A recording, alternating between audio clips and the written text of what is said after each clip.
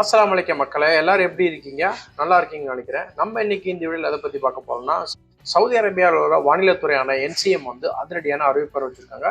Red alert கொடுத்துருக்காங்க. 9/12/2025 செவ்வாய்க்கிழமை வந்து விடிய காலையில 1 மணில இருந்து முற்பகல் 1 மணி வரைக்கும் கடுமையான மழை பெய்யக்கூடும் சொல்லிட்டு ரெட் அலர்ட் விட்டுருக்காங்க.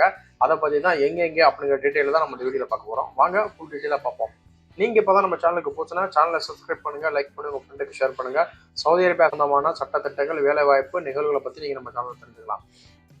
சவுதி அரேபியாவோட என்சிஎம்மான வானிலை ஆய்வு மையத்துல இருந்து 9 டிசம்பர் 9 வந்து ரெட் அலர்ட் கொடுத்துருக்காங்க. சில ஏரியாக்கள்லாம் ஜித்தா, ராபிக், குலைஸ் அப்படிங்கிற 3 ஏரியாவில் வந்து காலேஜ், ஸ்கூலு எல்லாமே லீவ் விட சொல்லியிருக்காங்க.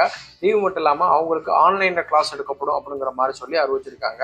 இல்லாமல் மதினா, காசிம் மற்றும் வடக்கு எல்லைகளில் வந்து மழைகள் வந்து தீவிரம் அதிகமாக இருக்கும் அப்படின்னு சொல்லி ரெட் அலர்ட் விட்டுருக்காங்க.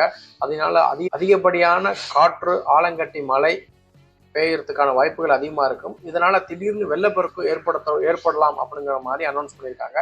எனவே மக்களே, நீங்க இந்த ஏரியாவில் இருக்கீங்க அப்படின்னா பாதுகாப்பாக இருந்துக்கோங்க. விடிய காலையிலேருந்து முற்பகல் வரைக்கும் கடுமையாக மழை பெய்யும்னு சொல்லியிருக்காங்க. இந்த டைமிங்கில் வெளியே போகையில் பாதுகாப்பான உங்கள் பயணங்களை வச்சுக்கணும் சொல்லி கவர்மெண்ட் எச்சரிக்கை விடுத்திருக்காங்க. அதனால் மக்களே, இந்த ஏரியாவில் இருக்கிற மக்கள் கண்டிப்பாக பாதுகாப்பாக இருந்துக்கோங்க. மேலும் இது போல சவுதி அரேபியா பற்றி வேற ஒரு கண்டிப்பாக இன்ஷா அல்லாஹ்.